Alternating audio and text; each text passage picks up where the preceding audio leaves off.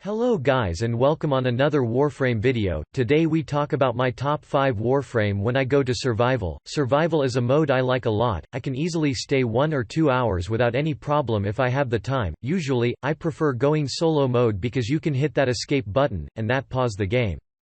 This is so good when you need to eat or drink something. Alright, let's go for this top 5. At the 5 position I put RINO. RINO is a really strong Warframe. He can stack his iron skin. He doesn't die if you watch carefully your stack, and if you have the mod Iron Shrapnel you can reactivate his 2 meanwhile is active, so basically unkillable if you have enough power strength. Yes, his 2 is based on power strength. The more you have the more you will tank. He got his 4 which is really good for CC enemies. And if this is not enough, he got his 3 which is one of the most better damage buff in the game right now. This buff give you extra damage, for you and your team if they in range. He is definitely a good choice when you need a unkillable Warframe for some survival mode. At 4 position I put Wukong.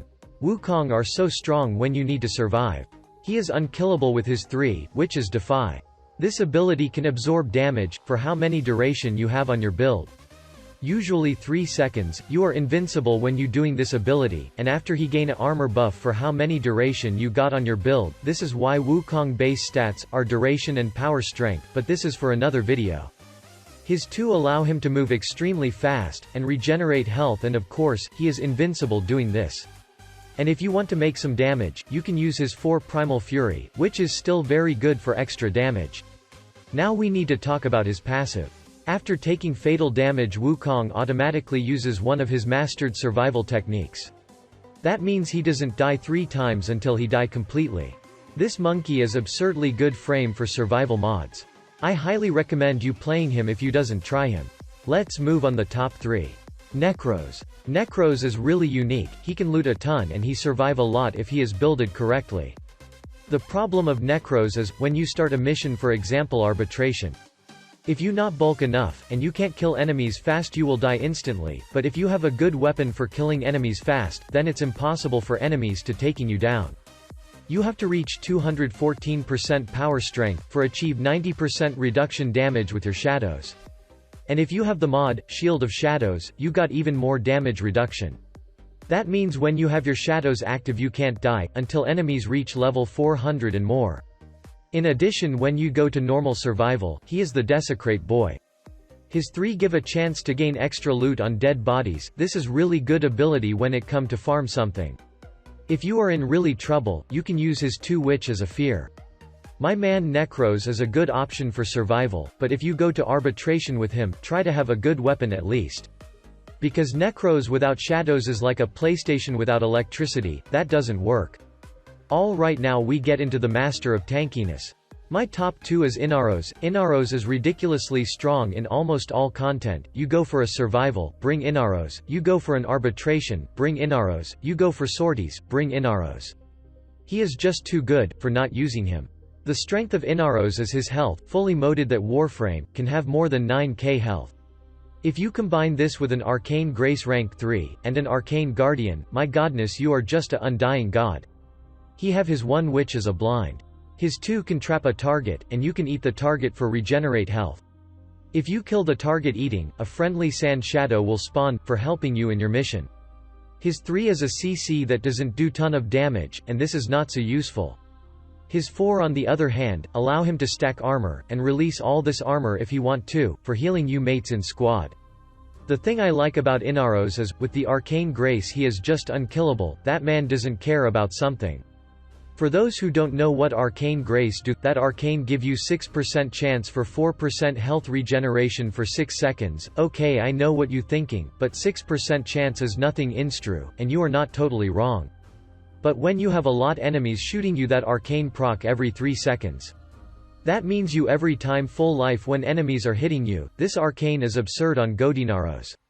We didn't talk about his passive yet.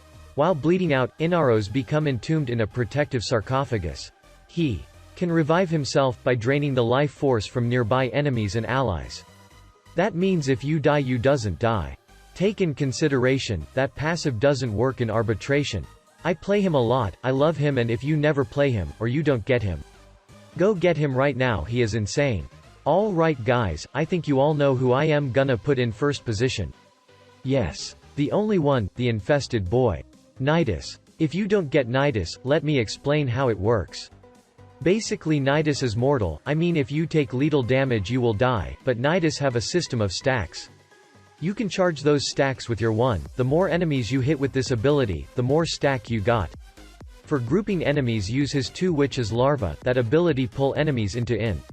When they are in the larva, they can't do nothing. They just trap in this thing, and you can charge your stack easily.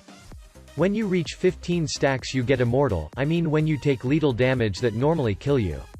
That doesn't kill you and you just lose 15 stacks, you can stack until 100 stacks. After 100 stacks you can't go higher. So that is his passive with stacks. Now we need to talk about his 3. This ability allow you to put a link on enemies, if you sacrifice 1 stack for it.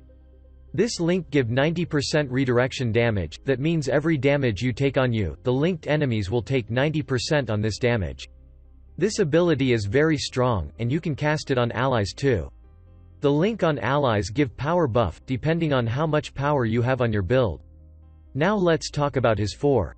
His 4 allow him to regenerate health very fast, and if enemies are into it they will die from maggots. Every enemy hit give you more stack.